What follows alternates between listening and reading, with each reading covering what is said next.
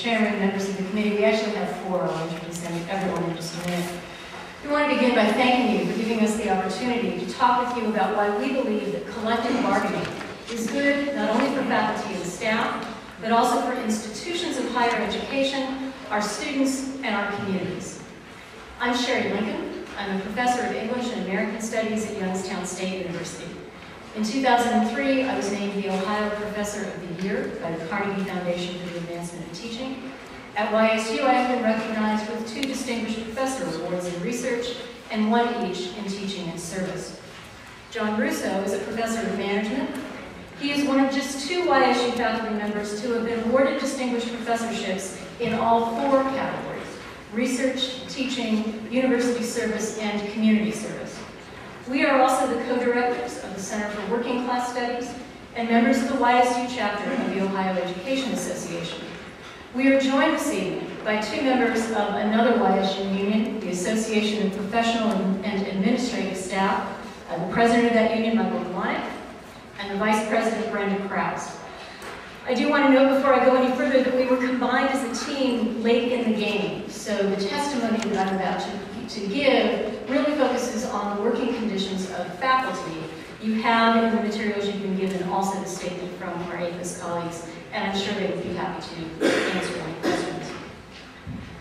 John and I have been approached several times by other institutions asking us to apply for jobs in other places. We have chosen to stay at YSU, in part because we want to work in a union environment. The working conditions established by the YSU OEA contract have helped us be productive and successful, as they have for many of our colleagues. We believe that the stability, clear expectations, and fairness provided by collective bargaining help faculty do a better job of developing new knowledge, teaching our students, and working with the community. We support collective bargaining in higher education for 3 reasons: transparency, effectiveness, and justice.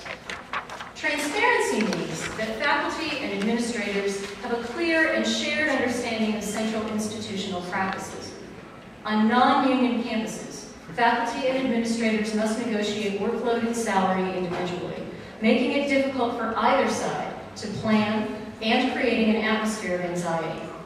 On unionized campuses, faculty members have a standard workload, and opportunities for varying assignments are clearly laid out. Processes for awarding research leaves, tenure, and promotion are similarly transparent. All of this creates a productive, congenial work environment. Despite having a 4-course per semester teaching load, YSU's track record demonstrates that the contract helps people be productive. Let me cite just one piece of evidence as an example. The university has dramatically increased the amount of external funding for research, as well as the quantity of scholarly work produced by its faculty over a little more than 30 years, I think, of our collective bargaining reigns. In the last 10 years, external grants at YSU have increased by a stunning 478%. We were able to pursue this work because we had a clear framework for requesting institutional support, and we knew from the outset how our efforts would be evaluated. Collective bargaining also helps universities to operate more effectively by providing institutional stability and effective planning that help us respond to changing economic conditions. The YSU OEA is the oldest faculty union in the state, and our contracts have been bargained with great sensitivity to the local and state environment. According to the YSU administration and board of trustees, our university is the most efficient in the state, and we have among the lowest tuition. In her testimony on the bill, Senator Jones suggested that ending collective bargaining would provide institutions with greater flexibility. But most people understand that the term flexibility, like much of the bill itself, hides as much as it reveals. In many situations, flexibility means the ability to rely more heavily on part-time and contingent workers, resulting in a lower commitment to the institution and to its students. The term can also provide cover for arbitrary, capricious, and discriminatory behavior by administrators. Without union due process rights and administrative accountability, academic freedom can be undermined by prejudice, favoritism, and increased political influences from outside the academic community. In higher education, we need long-term faculty and staff who can take on the hard work of developing and implementing new curricula, assessing student learning and completing regular accreditation reports, advising our students, and helping our communities develop economically and address challenges. All of this relies on our knowledge of and commitment to the institution. Full-time faculty and staff who work under clear contracts are in the best position to engage in these activities. Finally, this is about simple justice and fairness, and here we are also concerned about non-faculty staff who manage the physical plant, keep our campuses safe, provide library services, and help students with financial aid, as well as workers in other state agencies and in our K-12 schools. This bill targets these workers, many of them earning relatively low wages, blaming them for an economic crisis they did not create. That's not fair. Denying them rights in the workplace sends a clear message that they are not valued or respected. The people who fight fires, provide for public safety and administrative services, handle sanitation, teach and take care of our children and the infirm, and provide all of the services on which we rely deserve our respect. And they deserve to have the right to stand up for better working conditions and to be paid a decent wage. Most importantly, according to the United Nations Declaration on Human Rights and International Labor Organization conventions, freedom of association, including the right to organize and bargain collectively, is a human right. We work hard for the state of Ohio, serving its citizens and contributing to its future. We deserve your respect, and we deserve the right to bargain. Thank you very much.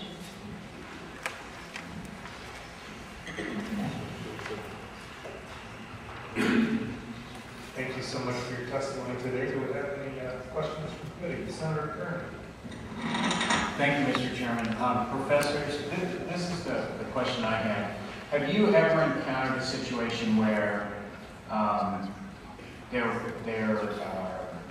wasn't a law about collective bargaining, then there was a law about collective bargaining, and then there was a law prohibiting collective bargaining? Are you familiar with that factual scenario? And if you are, can you tell us what state it was? And I really don't have any sort of history that mirrors that. This is what's happening right now, not only in Ohio, but Wisconsin, and Indiana, and some other places, is really substantively different from what we've experienced before.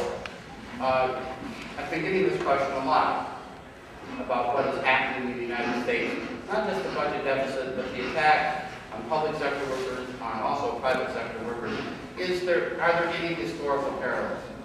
And when I was talking to the New York Times about this the other day, I said the only time we really see anything like that was in pre-war Germany, Italy, and Japan, where the groups attacked various ethnic groups, labor unions, gays, and other people who threatened the stability of a new form of government that was developing, that was a combination of corporations and government.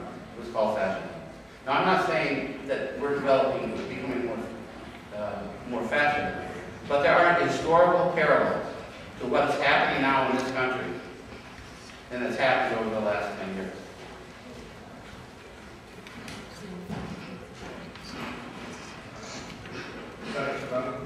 Thank you, Mr. Chair. Thank you both for coming, or all of you for coming today. YSU is my district, and I think that a lot of the good progress that you're making is because of working together and working with management and labor, and that's appreciated. I've learned that you don't ask questions that you don't know answers to, but I'm going to do it anyway, because I really want to know the answers. You described a good relationship with your collective bargaining. The other universities, since you're the only higher education group that's come up today, are other universities having the same success or ability to work as Youngstown State, or don't you know that? I really don't know that for a fact, but it's important that Youngstown is a metaphor, because we are the longest continuous collective bargaining in higher education. We have been in an area that was called the poster child for deindustrialization. We've had to deal with all sorts of new students who were basically retrained.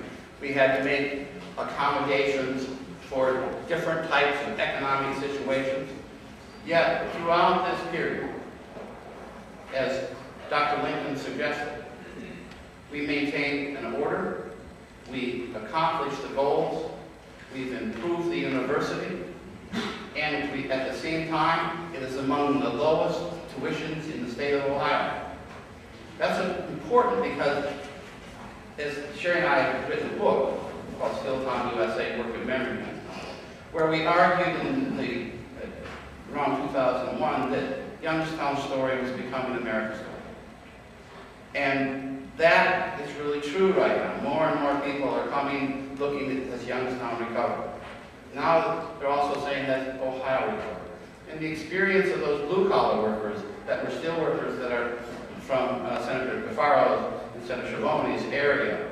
Now it's middle-class workers, people that are in the suburbs, that are suffering those same types of problems. At one time, nobody really cared too much about the blue-collar workers. That was all part of the natural economic order. Now that middle-class workers are increasingly suffering the same thing that traditional blue-collar workers are, people are becoming very much concerned about it.